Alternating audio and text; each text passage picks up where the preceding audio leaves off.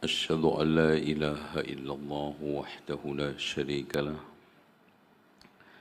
وأن محمدا عبده ورسوله. قال الله عز وجل: يا أيها الناس اتقوا ربكم الذي خلقكم من نفس واحدة وخلق منها زوجها وبث منهما رجالا كثيرا ونساء واتقوا الله الذي تساءلون به والأرحام إن الله كان عليكم رقيبا.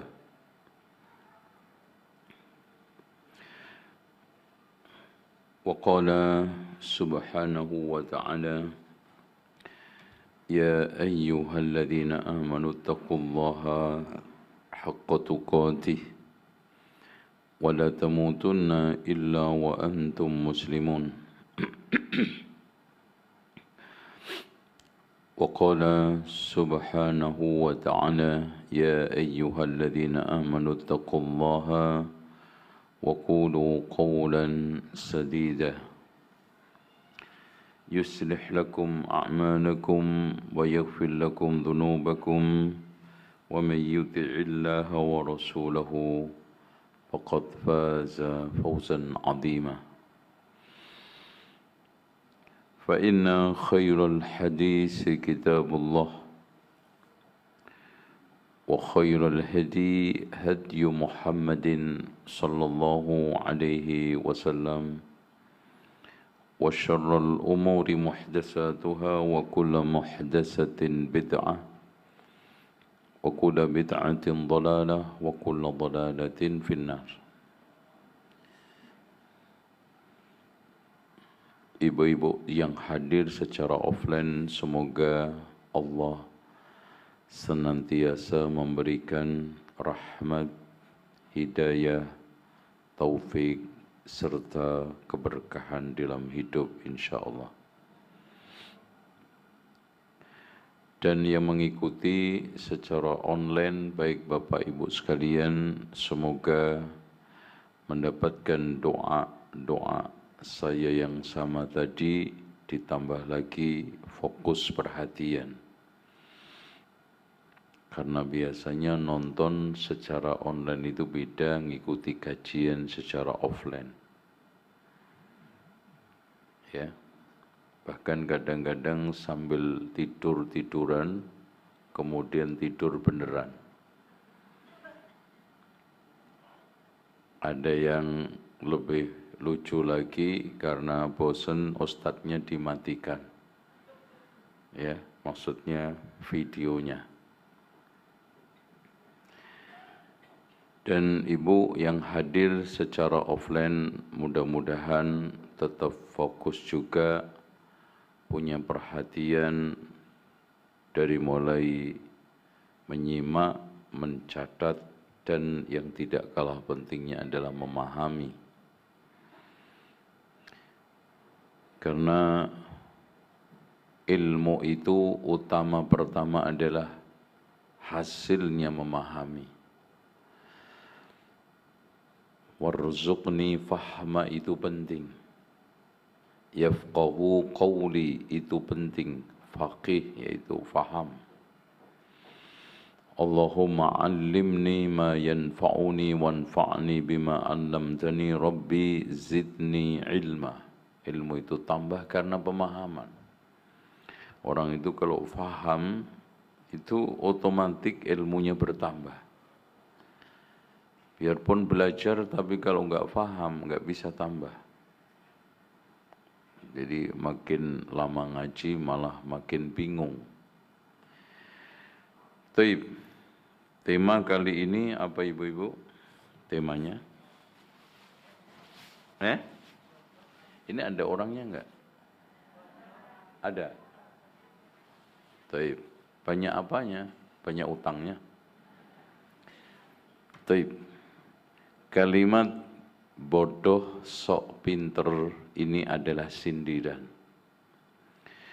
Kalimat sok ini sering kita pakai untuk nyindir orang. Contoh sok kaya, berarti nggak kaya banget. Ada lagi sok bener, berarti ini orang nggak bener. Ada lagi sok bijak, berarti nggak bijaksana.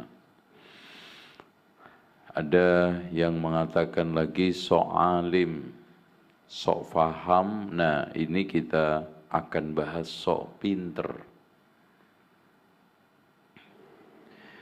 Ada sebagian orang bodoh tetapi sok pinter, ya. Orang ini belum tahu banget tapi sok tahu. Dan ini penyakit, ya, penyakit. Biasanya penyakit ini diderita oleh orang yang ujub, yaitu orang-orang yang bangga diri. Makanya di sini fi annal ajab da'ul jahalati wal ghafilin, cukup ajaib, penyakit yang diterita orang bodoh dan orang lalai adalah sok pinter, sok tahu. Dan ini penyakit agama dan juga penyakit sosial. Makanya kita kalau sanding dengan orang sok pinter itu risih. Ya enggak, Bu? Kok nggak jawab sih? Gitu. Kalau ibu berteman dengan orang sok pinter, risih enggak? Nyaman enggak? Enggak. Kenapa? Karena ini orang lemah, ngaku kuat, bodoh, ngaku pinter, enggak tahu, ngaku tahu, enggak bener. Nanti pokoknya kekeh keras kepala, saya ini udah paling benar. Ini yang terjadi.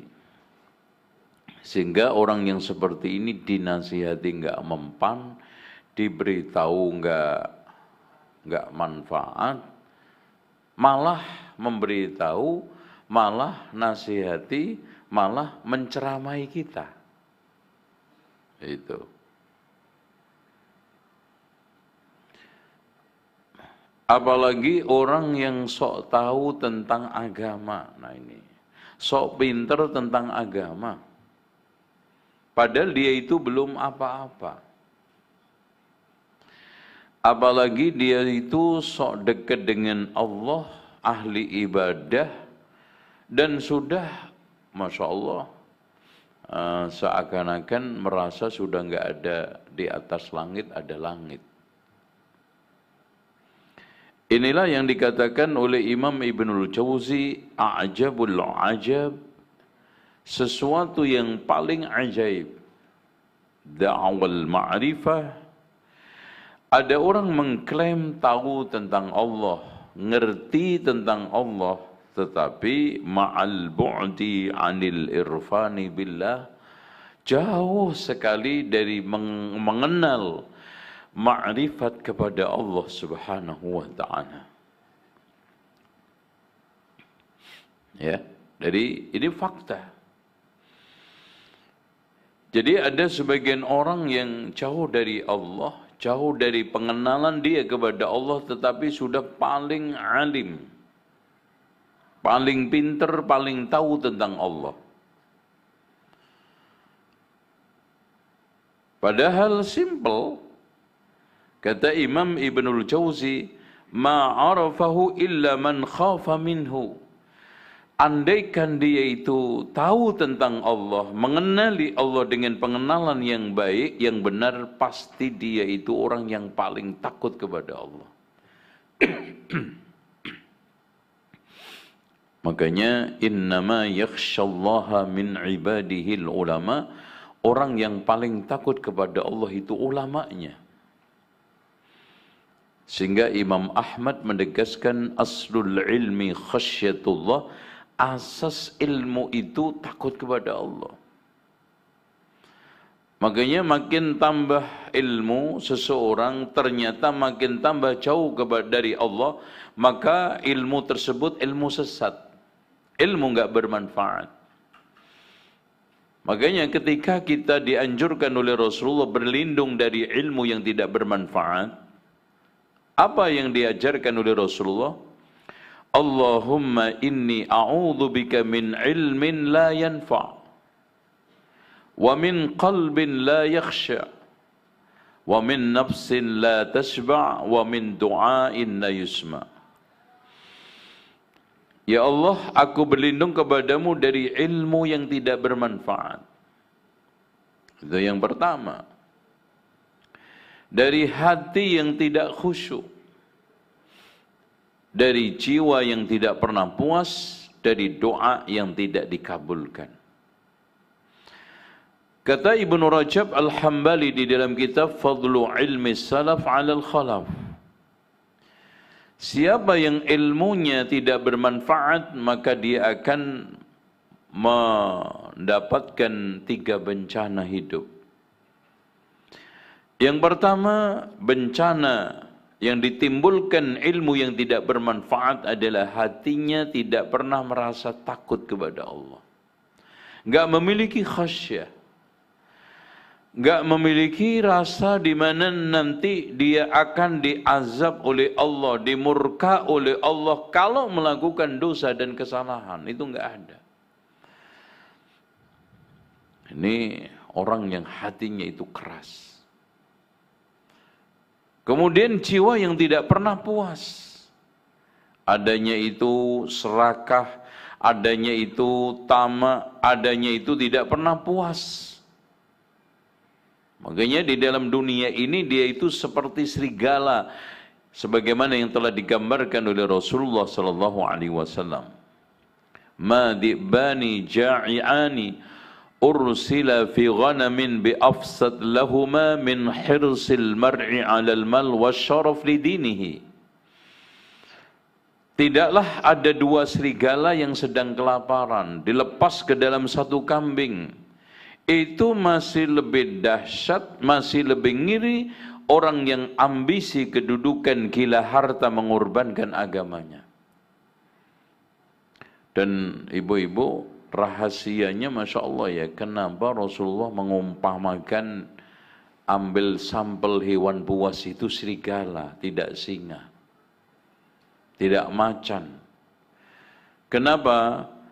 Karena ternyata hewan buas yang paling sadis itu di antara sekian hewan adalah apa? Serigala. Kenapa?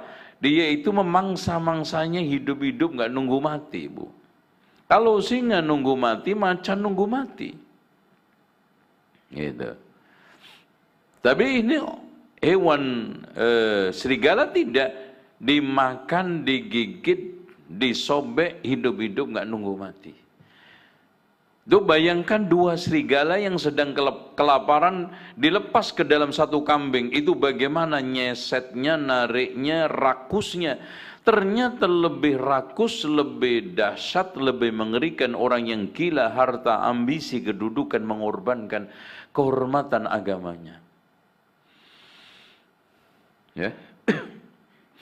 Makanya banyak tokoh-tokoh agama karena gila harta, gila hormat, kekuasaan, ambisi, akhirnya apa? Lihat, lebih garang, lebih sadis, lebih buas ketimbang serigala.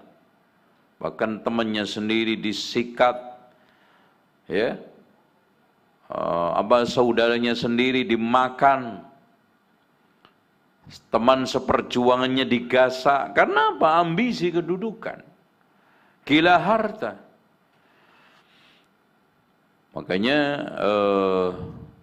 kalau serakah itu berupa manusia, kemudian ditanya, kata para ulama, andaikan serakah itu berupa manusia, lalu kamu tanya, wahai serakah, siapa orang tuamu? Dia akan menjawab, tidak percaya kepada takdir. Artinya, serakah itu lahir dari orang yang tidak percaya kepada takdir. Tidak percaya kepada ketetapan Allah, minimal lemah. Jadi, makanya rakus serakah itu. Dan kalau kamu tanya kepada serakah itu kalau dia itu manusia, apa tujuan hidupmu? Maka si serakah itu akan menjawab, mencari kehinaan. Makanya orang serakah itu meskipun bertitel profesor, bertitel kiai, bertitel jenderal atau apapun, maka dia itu kelihatan terhina. Ya. Meskipun dia jenderal bintang 4, profesornya sudah kelas senior, mungkin juga tokoh agama kiai level internasional, ya. Ustadznya juga begitu, ustadz level nasional atau internasional, tapi karena ambisius dan rakus, maka dia itu kelihatan terhina dengan sendiri. Karena apa? Tujuan utama dia hidup itu mencari kehinaan. Lalu kalau kamu tanya kepada orang yang rakus itu, endingnya daripada usaha kamu itu apa? Tidak mendapatkan yang diinginkan. Makanya rata-rata orang yang serakah itu akhirnya nggak dapat. Ya, akhirnya apa yang dikejar-kejar selama ini dengan cara peras keringat banting tulang siang malam, akhirnya apa yang dia kejar itu lepas, apa yang dia kejar itu akhirnya hilang, dan apa yang dia cari itu akhirnya tidak dia dapatkan. Makanya hidup itu yang penting qanaah. Qanaah itu terima apa adanya, yang penting halal meskipun 50 miliar. Dan hidup itu yang penting tawakal. Tawakal itu apa? Usaha tangan kaki untuk mengerahkan daya upaya mencari ikhtiar, tapi hati kita serahkan kepada Allah penuh dengan kepasrahan. Itu. Makanya Rasulullah mengatakan, "Lau annakum tatawakkaluna 'ala Allahi haqqa tawakkuli la razaqakum kama yarzuqut tayra yaghdu himasa wa yaruhu bitana." Barang siapa yang sekarang bertawakal kepada Allah dengan sebenar-benarnya tawakal, kalian akan diberikan oleh Allah rezeki seperti burung pergi perutnya kosong pulang kenyang. Gitu kan gitu. Kenapa? Karena ketawakalan kita, karena ikhtiar usaha kita, nanti akhirnya yang memberikan hasil itu adalah Allah Subhanahu wa ta'ala. Bukan karena kepintaran kita, bukan karena hebatnya ijazah lulusan kita, alma mater universitas yang kita sekolah, tidak. Akan tetapi itu semuanya adalah karena pembagian Allah. Nahnu qasamna bainahum ma'isyatahum. Akulah yang membagi-bagi maisha ini. Yang kewajiban kita itu ikhtiar, tawakal itu menyerahkan hati kepada Allah, mengerahkan kaki tangan untuk usaha. Nah, kalau kenyataannya seperti itu, insya Allah kita itu akan diberikan oleh Allah kebaikan. Sehingga tidak ada kata yang terbaik, kata Allah di dalam hadis qudsi, ya ibadi, Ya ibna Adam tafarraq li'ibadati amla'u sadraka ghina wa asudda faqraka. Wahai anak Adam, fokuslah kalian beribadah kepadaku, aku akan berikan kecukupan dan aku akan tutup kemiskinan. Maka di antara kunci rizki, sekian kunci adalah tawakal kepada Allah.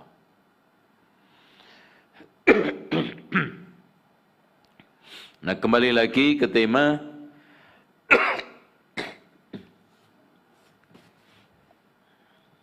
sebentar Bu, minum tehnya ini Bu. Tuh. Ini teh rasa apa ini? Bismillah.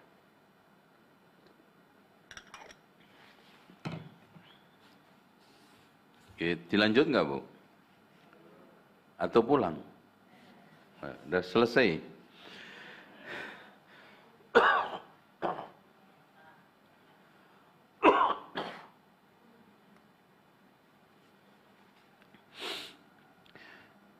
Kita lanjut. Fa ammal mutmain falaysa min ahli al-ma'rifah Adapun orang-orang yang sekarang ini tenang dengan kebodohannya, tenang dengan kelemahan imannya, tenang merasa tidak mendapatkan azab Allah, bahkan pede dengan dosa kesalahannya, maka orang seperti ini kita tidak bisa katakan ahlul ma'rifah, dan orang ini hanya bisa layak untuk kita kasih gelar sok pinter. Makanya sikap paling buruk manusia itu, Bu, adalah orang yang suudzon sama Allah, husnudzon sama diri sendiri. Makanya sikap terbaik itu adalah apa? Menganggap kecil kebaikan yang besar dan menganggap besar kesalahan yang kecil. Dan kita anggap selalu setiap saat yang tertuduh itu diri kita. Kalau ada kesalahan, sayalah yang sekarang menjadi penyebabnya. Kalau ada kemiskinan, sayalah yang sekarang menjadi penyebabnya. Kalau ada musibah menimpa saya, sayalah yang menjadi penyebabnya. Bukan sekarang yang disalahkan Allah. Bukan yang sekarang dijadikan sasaran itu Allah. Bukan yang disuudzoni itu Allah. Fakta kok sekarang ini dhaharal fasadu fil barri wal bahri bima kasabat aydin nas. Munculnya kerusakan di muka bumi dan juga di lautan ini akibat ulah tangan manusia. Kenapa sekarang terjadi banjir bandang di mana-mana? Itu fakta di depan mata ditunjukkan bahwa bagaimana ulah usil tangan-tangan jahat manusia membabat hutan semena-mena, melakukan illegal logging di mana-mana, illegal mining di mana-mana, akhirnya yang mendapatkan kesulitan dan kesusahan manusia itu sendiri. Karena alam ini pakai kaidah sebab akibat, Bu. Kalau kita sekarang rawat dengan baik, kita jaga dengan baik, maka alam itu juga akan mengalirkan kebaikan-kebaikan kepada kita. Makanya ketika Rasulullah SAW saat doa supaya hujan ini teratur sedang, kan ceritanya pada saat paceklik kekeringan, ada seorang badui minta kepada Rasulullah agar didoakan turun hujan. Akhirnya hujan itu turun seminggu dari Jumat ke Jumat, tidak ada berhenti. Akhirnya si badui itu datang lagi kepada Rasulullah, ya Rasulullah, mintalah kepada Allah hujan ini sedang-sedang aja turunnya. Wah, itu kan gitu. Kalau ini permintaan bukan badui, mungkin dimarah sama Rasulullah. Akhirnya apa ibu-ibu doa Rasulullah? Allahumma hawalaina wala alaina, ya Allah turunkan di sekitar kita hujan itu, jangan menenggelamkan kita. Allahumma alal akami waddirab, ya Allah arahkan hujan itu ke gunung-gunung bukit, wal audiyah, ke lembah-lembah, ya termasuk bendungan, wa manabitis syajar, dan tumbuhnya pohon. Artinya kalau 4 tempat ini terjaga dengan baik, yaitu apa? Gunung masih bagus, bukit juga masih utuh, lembah dan termasuk bendungan ini terjaga dengan baik, dan tumbuhnya pohon-pohon itu tertata dengan baik, insya Allah tidak akan hujan. Tidak akan banjir. Itu. Makanya jihad itu ada 4 macam menurut Imam Ibnu Qayyim. Di antaranya adalah jihad arbabul zulmi wal fasad, jihad untuk memerangi orang-orang zalim dan melakukan pengrusakan, termasuk pengrusakan ekosistem, pengrusakan lingkungan, pengrusakan hutan-hutan. Itu mereka harus diperangi secara masif. Mereka ini manusia paling terkutuk di muka bumi, manusia paling berhak untuk dilaknat karena mencelakakan manusia secara kolektif, merusak alam secara kolektif, melakukan penghancuran secara holistik, Dan akhirnya ekosistem ini hancur-hancuran di mana-mana. Tuh. Ini akibat zaharal fasadu fil barri wal bahri bima kasabat aydin nas. Makanya Allah sendiri mengatakan wa ma asabakum min musibatin fabima kasabat aydikum wa ya'fu wa ma asabakum min musibatin fabima kasabat aydikum wa ya'fu an katsir. Apa-apa dari musibah yang menimpa kalian itu adalah akibat olah tangan jahil jahat kalian, dan yang dimaafkan Allah itu lebih banyak. Ini harusnya perilaku orang yang sekarang ahlul ma'rifah, perilaku orang yang bertakwa kepada Allah, perilaku ahlul ma'rifah yang mengenal Allah subhanahu wa ta'ala dengan pengenalan yang baik, yang menimbulkan khasyah kepada Allah.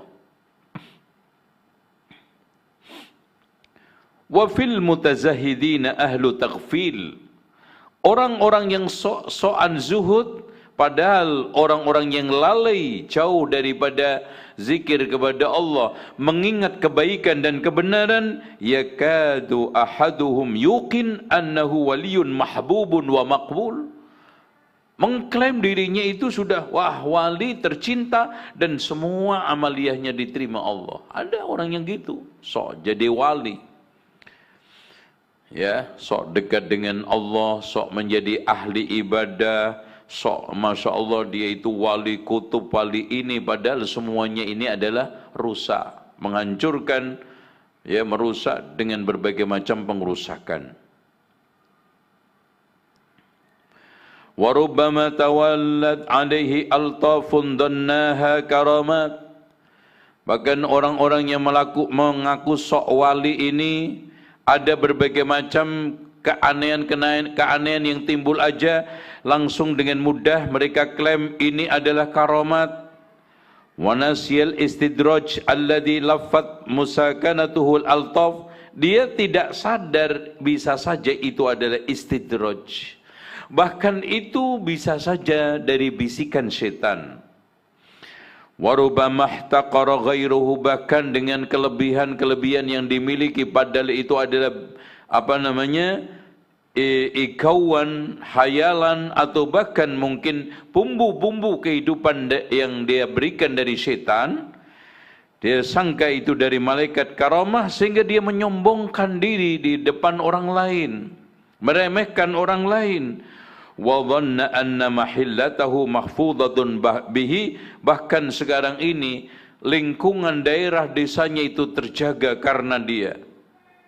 Karena si wali ini, maka kehidupan pertanian itu menjadi subur. Karena si wali ini, kehidupan kita menjadi tentram, desa ini menjadi aman, itu semuanya, ya. Tapi kalau lagi banjir begini, walinya ngilang, ya. Kalau lagi kena bencana seperti ini, walinya langsung nggak tahu kemana tuh. Taghurruhu rukai'atun yantasifu fiha. Mereka kadang-kadang tertipu dengan beberapa rakaat tahajud yang dia lakukan, ibadah yang dia lakukan, au ibadatun yansabu biha, atau ibadah-ibadah yang dia lakukan. Warubama dhanna annahu qutbul ardi, bahkan dia mengklaim dialah yang penjaga bumi, paku bumi. Masya Allah, wali paku bumi, wali yang menentukan sekarang ini aman tidaknya satu bumi ini, kehidupan ini. Nauzubillah.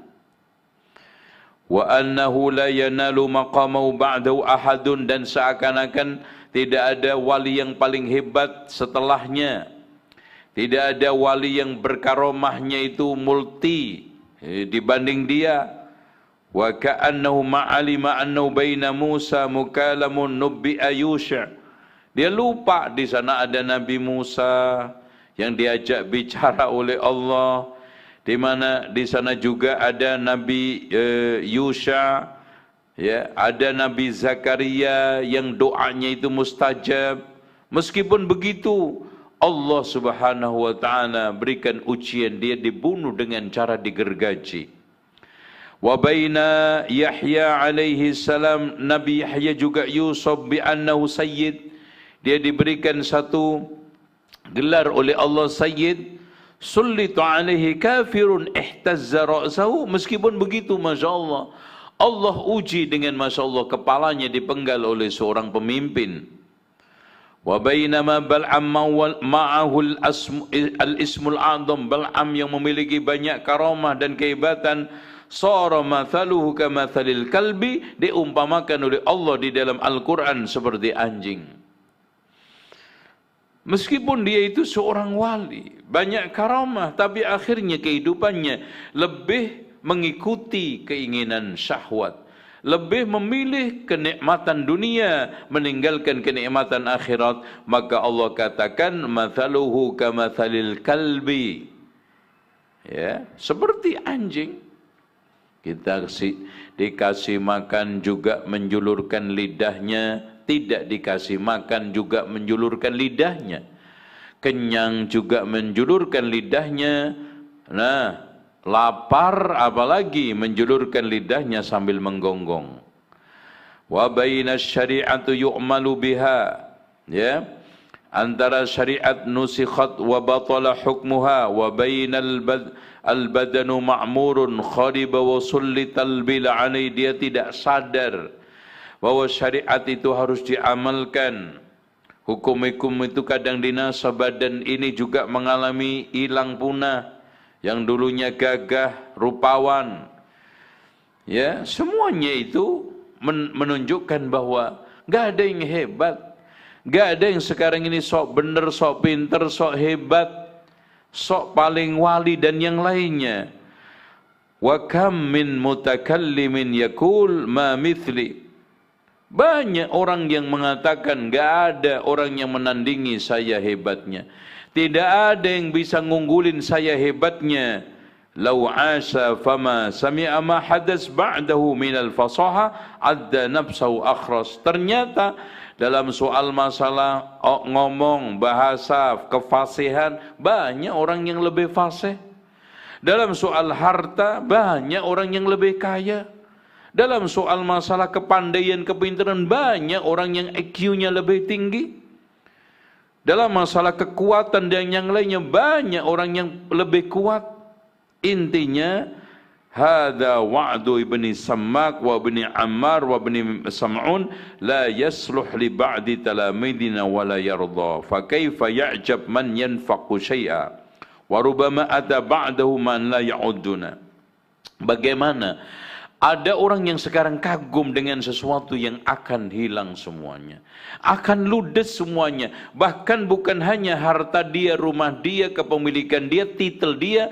Kullu man 'alaiha fan, seluruh yang ada di muka bumi ini akan hancur. Semua akan ditutup dengan kematian dan kepunahan. Apa yang harus kita banggakan? Fa wallaha Allah min musakanati maskanin. Bertakwalah kalian kepada Allah, merasa nyaman hidup di dunia ini, merasa tenang dengan keadaan, merasa bangga dan sombong dengan mewahnya kendaraan, mewahnya rumah tinggal, dan tingginya jabatan, serta popularitas. Wa mukhalamati maqamin, dan pada akhirnya dia jauh dari Allah. Maka yang paling terbaik adalah wa amma man khafa maqama rabbih wa nahan nafsa 'anil hawa fa innal jannata hiyal ma'wa. Adapun orang-orang yang takut kepada Allah dan menahan hawa nafsunya, mengendalikan syahwatnya dan bersikap tawadhu, tidak sombong, maka fa innal jannata hiyal ma'wa. Surga paling pas, paling patut untuk menjadi tempat tinggal abadinya.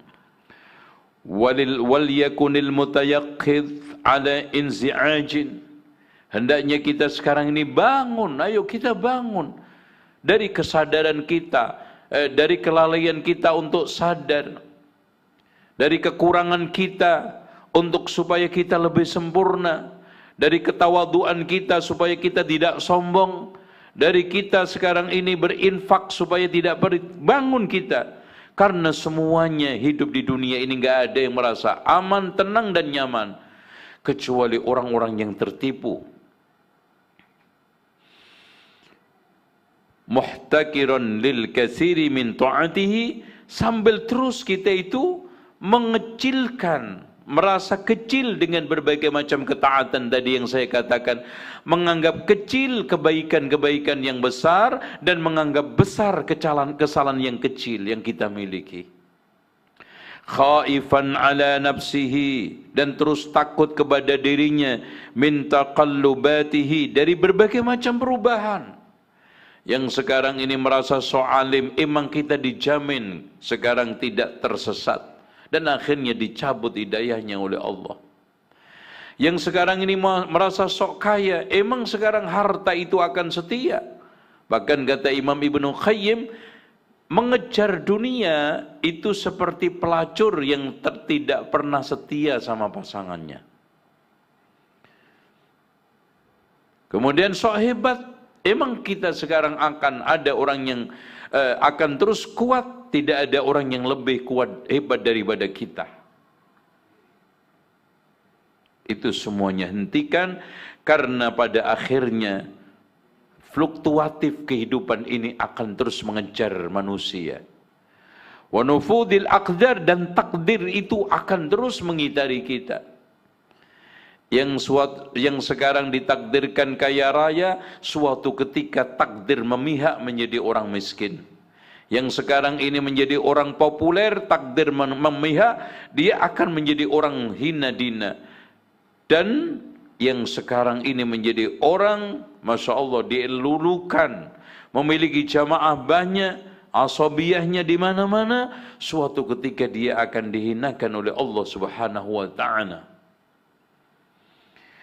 Wa'lam anna talammuha hadhihi al-ashya' allati ashartu ilayha yadrib unuqal ujbi wa yudhib kibral kibri. Kalau kita renungkan dengan baik apa-apa yang telah kita isyarahkan tadi, kata Imam Ibnul Jauzi, maka semua akan bisa memenggal leher-leher ujub dan menghilangkan kesombongan, keangkuhan yang selama ini kita miliki. Artinya tidak pantas sama sekali kita itu sombong, tidak pantas sama sekali kita itu ujub, tidak pantas sama sekali kita itu sok-sokan, dari mulai sok kaya, sok pinter, sok ngerti, sok tahu, apalagi sok bijaksana dan sok paling benar sendiri. Intinya manusia tempat seluruh kelemahan dan kekurangan. Manusia dalam setiap harinya selalu belajar untuk menutup kekurangan, bukan untuk menggali kelebihan-kelebihan dia. Dengan demikian, benar apa yang dikatakan oleh Rasulullah SAW, man tawadhu'a lillahi rafa'ahu Allah, barang siapa yang sekarang rendah hati karena Allah, Allah akan mengangkatnya. Allah akan jadikan orang menjadi tempat yang mulia. Ya, dan juga Allah Subhanahu wa ta'ala memberikan pengingat kepada kita, ya ayyuhal insanu ma gharraka bi rabbikal karim. Ya ayyuhal insanu ma gharraka bi rabbikal karim. Wahai manusia, apa yang bikin kamu itu terkecoh, tertipu, sombong, akhirnya kamu tidak mau beribadah kepada Allah Al-Karim, zat yang maha mulia. Alladzi khalaqaka fasawwaka fa'adalak, yang menciptakan kamu, memberi bentuk sempurna, ideal dan dilengkapi dengan berbagai macam kebutuhannya. Masya Allah. Banyak ini teguran. Ya ayyuhal insanu ma gharraka bi rabbikal karim alladzi khalaqaka fasawwaka fa'adalak fi ayyi suratin ma syaa rakkabak. كلا بل تكذبون بالدين وإن عليكم لحافظين كراما كاتبين يعلمون ما تفعلون. Nah, itu ya. Intinya kesadaran kita itu makhluk penuh dengan kelemahan. Kesadaran kita itu banyak hal-hal yang masih belum kita ketahui. Kesadaran kita itu tidak patut untuk sombong, untuk angkuh, untuk ujub. Itu akan memberikan kebaikan-kebaikan di dalam kehidupan kita ini. Insya Allah dengan cara seperti itu kita akan lebih banyak menggali berbagai macam hal-hal untuk menyempurnakan kekurangan, untuk berpacu di dalam kebaikan. Fastabiqul khairat wasari'u ila maghfiratin min rabbikum, bergegas untuk mengejar pengampunan Allah Subhanahu wa taala. Saya kira itu cukup, dan insyaallah di kesempatan lain kita akan bahas tema-tema menarik dari kitab Sayyidul Khatir, ya. Biiznillah. Demikian, mungkin ibu-ibu sekalian ada yang bertanya, tafadhal.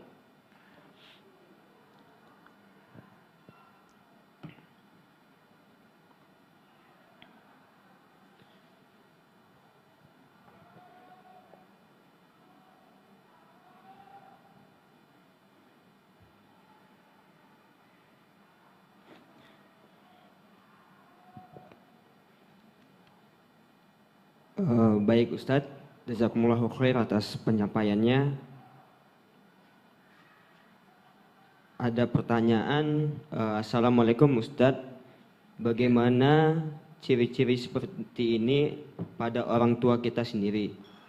Lalu banyak amalan bid'ah, bahkan ada anggapan bahwa rezeki dan usaha sukses karena ada pendorong perantara selain Allah. Pertama, seorang ketika berhadapan dengan orang tua harus memiliki sikap spesialis berbeda dengan orang awam atau orang pada umumnya. Makanya ketika Allah mengarahkan bagaimana menyikapi orang tua yang musyrik, wa in jahadaka ala an tusyrika bi ma laysa laka bihi ilmun fala tuti'huma wa sahibhuma fid dunya ma'rufa. Jika kedua orang tuamu mengajak kamu untuk berbuat syirik, maka jangan kamu taati, tetapi perlakukan keduanya dengan perlakuan yang baik di dunia. Perlakuan baik ini yang penting.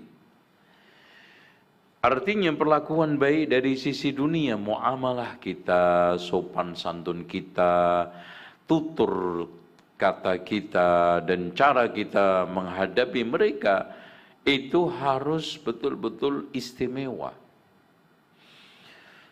Nah, adapun hal-hal yang perlu kita persiapkan untuk menghadapi orang tua yang macam seperti tadi adalah satu, ilmu. Makanya kata Imam Ibnu Taimiyah, hendaknya orang yang ingin beramar ma'ruf nahi mungkar itu ilmu sebelum amar ma'ruf nahi mungkar, lemah lembut ketika amar ma'ruf nahi mungkar, dan sabar setelah amar ma'ruf nahi mungkar. Jadi tiga bekal ini harus dikuasai oleh anak menghadapi orang tua macam seperti tadi. Ilmu sebelum kita itu berucap, bertindak, melakukan berbagai macam aktivitas mendakwai orang tua, menasihati orang tua. Kemudian lemah lembut ketika menasihati orang tua, dan sabar. Kenapa? Bisa saja dicibirkan, direndahkan, dimarahi, harus sabar. Ini cara menghadapi orang tua. Kemudian yang tidak kalah pentingnya, seperti yang dilakukan oleh Abu Hurairah, kita doakan dengan doa kebaikan. Dan bahkan Abu Hurairah meminta kepada Rasulullah agar orang tuanya diberikan petunjuk oleh Allah, didoakan agar mendapatkan hidayah ilal islami was sunnah. Ini yang dilakukan anak kepada orang tua macam seperti tadi, ya. Ada lagi, silakan. Baik Ustaz, jazakallah khair atas penyampaiannya. Kemudian ada pertanyaan lagi nih Ustaz. Ya. Assalamualaikum warahmatullahi wabarakatuh. Pak Ustadz, saya punya seorang adik. Lalu adik saya punya seorang anak satu-satunya yang mau menikah dengan seorang janda. Punya anak satu. Kemudian adik saya tidak begitu setuju, bahkan dia tidak mau hadir waktu anaknya menikah. Ya, pertanyaannya? Pertanyaannya apa? Bagaimana dengan anaknya kalau orang tuanya tidak ridho, Ustaz? Kenapa nggak ridho? Emangnya aib berjaga nikah sama janda? Rasulullah SAW itu nikah pertama dengan siapa? Ya janda. Gitu. Kemudian yang kedua, yang penting di sini standar ukurannya adalah kesolehan. Itu kan gitu. Kalau sekarang anaknya menikah akhirnya mendapatkan kesolehan, ketentraman, ketenangan, ini orang tua nggak berhak untuk menghalangi. Kan gitu. Lah kalau nanti pengen menikah sama gadis, ya udah yang kedua gitu loh. Kan gitu. Paham nggak? Ini yang nanya ada nggak orangnya? Hah? Dari online itu, Mas?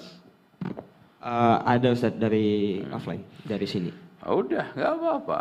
Jadi caranya nanti seperti itu. Makanya kalau ukurannya itu Islam, semuanya nggak ada masalah. Mau sekarang ini gadis atau janda, kalau memang dia itu nggak solihah, ya kita larang. Karena apa? Kuncinya fas-solihatu qanitatun hafidhatun lil ghaibi bima hafidhullah. Yaitu wanita yang taat kepada Allah, Rasulnya, kemudian bisa mentaati suaminya di dalam rangka mentaati Allah dan Rasulnya. Al-hafidhat menjaga harga dirinya, kehormatannya, baik dirinya maupun suaminya, dan tidak kalah pentingnya menjaga harta, kekayaan, dan juga rumah ketika suaminya tidak ada. Ya untuk apa sekarang gadis cantik yang akhirnya menjadi sumber kecelakaan anaknya? Di mana kata Rasulullah salasun minas syaqawati, 3 faktor menjadi sumber kecelakaan, kesengsaraan. Yang pertama adalah al-mar'atu idza nadarta ilaiha sa'atka, istri ketika kamu melihat menyeramkan. Oh, menyeramkan. Itu. Jadi kalau dia sekarang kamu tinggal berkhianat kepada dirinya dan harta kamu, yang kedua. Terus kemudian wa tahmil 'alaiha lisanaha, kemudian kamu yang ketiga, perempuan yang enggak tahan mendengarkan selorohan dan juga umpatan-umpatan lidahnya, itu sumber kecelakaan hidup. Perempuan ketika dilihat menyeramkan. Kedua, lesannya sangat menyakitkan. Kemudian yang tidak kalah pentingnya, nomor 3, ketika kita itu tidak ada, suami pergi berkhianat kepada diri dan harta kita. Udah. Jadi wanita pengkhianat.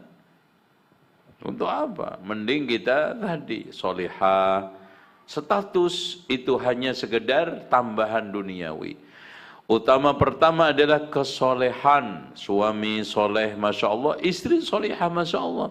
Makanya Rasulullah mengatakan ad-dunya mata, sebaik-baik dunia itu adalah kenikmatan. Wa khairu mata'iha al-mar'atu solihah. Dan sebaik-baik kenikmatan dunia ini adalah istri solihah, bukan istri gadis, istri perawan, bukan. Al-mar'atus solihah, gitu. Paham? Ya, ada lagi? Silakan. Baik Ustadz, pertanyaan selanjutnya. Bismillah, Assalamualaikum. Afwan Ustadz, gimana kalau kita yang dianggap sok pintar dan sok paling benar Ustadz? Contoh kasusnya, misalnya kita berdakwah pada ahli bid'ah, kebanyakan dari mereka yang menganggap kita itu yang paling benar. Ya udah, kita yang sok benar. Jangan diladeni.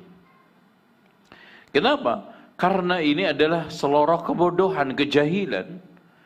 Dan prinsip kita menghadapi orang bodoh, kata Imam Asy-Syafi'i, "Idza nataqas safihu falam tujibhu fa inna khairan min ijabatihi sukutu." Jika seorang safih atau orang yang bodoh sok pinter ini berseloroh, maka jangan kamu jawab, karena sebaik-baik jawaban adalah diam dan mendiamkan. Makanya sikap yang terbaik, khudil af, maafkan dia. Yang kata-kata dia yang menyakitkan, umpatan dia yang mungkin menyasar kepada benak kita yang sangat melukai, tapi khudil af, maafkan dia. Wa'mur bil urfi, kalau ada kesempatan kita nasihati. Wa'arid anil jahilin, berpalinglah di dalam memperlakukan dia dengan cara-cara perlakuan orang bodoh. Artinya jangan kita itu bodoh setimpal dengan mereka, seperti mereka, bahkan kita perlakukan dengan akhlak mulia Islam. Wallahu a'lam. Ada lagi? Baik Ustadz, pertanyaan selanjutnya. Minta doa Ustadz, kepada Allah, hari Kamis kemarin ibu ana meninggal. Kemudian bolehkah saya membayar sholat yang ditinggalkan beliau selama beliau sakit? Syukran Ustadz. Ya Allah, mudah-mudahan ampuni dosa dia dan rahmati dia, berikan sinar di kuburannya, cahaya di kuburannya, dan Allah Subhanahu wa taala selamatkan dari azab kubur dan azab akhirat nanti. Taib. Tolong diperhatikan. Ini disolatkan, solat jenazah udah nggak perlu kita solat lagi. Adapun utang-utang solat itu, solat adalah perbuatan pribadi yang tidak bisa diwakilkan, maka tidak bisa diganti oleh anaknya. Jadi anaknya mengganti sholat duhur, asar, maghrib. Sebagaimana ketika hidupnya tidak bisa mengganti, matinya juga nggak bisa mengganti. Emang bisa ibu sekarang, Mbak saya mau pergi ke mall ya, nanti duhur lo ganti ya? Nggak bisa. Aduh gue lagi capek banget. Atau bilang sama suaminya, itu, tolong dong gantiin sholat saya asar, gue mau tidur. Bisa? Nggak bisa. Ketika masa hidup sholat ini tidak bisa digantikan orang lain, maka mati pun juga sama. Intinya seluruh amalan yang tidak bisa diganti orang lain, maka juga tidak bisa digantikan orang lain. Tuh. Contoh apa Bu? Amalan yang tidak bisa digantikan, diganti orang lain. Selain sholat apa? Apa? Minta maaf. Itu, minta maaf. Kalau orang lain sudah berusaha minta maaf, ternyata saya sendiri nggak mau minta maaf. Nggak bisa, gitu.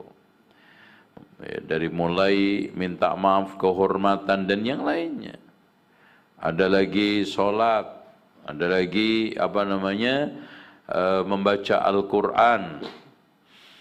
Ini semuanya tidak bisa digantikan orang lain. Makanya tidak bisa diwakilkan. Ada lagi yang bertanya? Baik, Ibu ada yang ingin bertanya secara langsung? Silakan. Boleh memakai mic dari tim sini, Bu?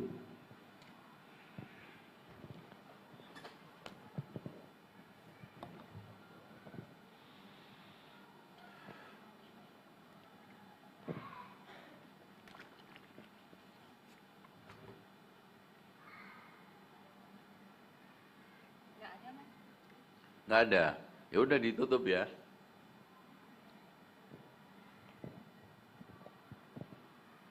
Baik, demikian ada pertanyaan terakhir. Silakan untuk mukodimanya. Penutup kajiannya. Demikian hadirin sekalian yang dirahmati Allah, kita akhirnya sampai pada penghujung kajian yang bisa kita simpulkan bahwa seorang ketika merasa paling sok suci, paling sok pinter, paling sok tahu, sok benar dan sok bijak, apalagi sok kaya, sok alim, maka itu sebetulnya orang yang paling tidak sempurna. Oleh karena itu, kita di dalam hidup ini supaya kita makin menyempurnakan kekurangan-kekurangan kita. Tidak tenggelam di dalam kesombongan, keangkuhan dan juga keucupan kita, maka kita harus merasa bahwa kita ini masih belum apa-apanya. Kita harus banyak husnudzon sama Allah, suudzon sama diri kita. Kita jadikan diri kita yang tertuduh. Kita dirikan jadi kita ini sebagai momok. Oleh karena itu, sikap yang terbaik adalah kita menganggap kecil kebaikan-kebaikan yang besar yang sudah kita suguhkan dan menganggap besar kesalahan-kesalahan yang kita perbuat. Dari situlah kita akan terus berusaha untuk menyempurnakan, memperbaiki dan melakukan kebaikan-kebaikan maksimal. Kuncinya ittaqillaha haitsu ma kunta, bertakwalah kamu kepada Allah di mana saja kamu berada. Wa adbi sayyiatil hasanati tamhuha, ikutilah keburukan dengan kebaikan-kebaikan yang ada. Wa khaliqin nasa bi khuluqin hasan, pergaulilah dengan akhlak yang baik manusia sekitar kita. Insyaallah kita akan menjadi orang, akan muncul kebaikan-kebaikan di belakangnya di hadapan Allah. Demikian kita akhiri dengan doa kafaratul majlis. Subhanakallahumma wa bihamdika asyhadu an la ilaha illa anta astaghfiruka wa atubu ilaik. Wa sallallahu ala Muhammadin wa ala ali Muhammad walhamdulillahi rabbil alamin. Wassalamualaikum warahmatullahi wabarakatuh.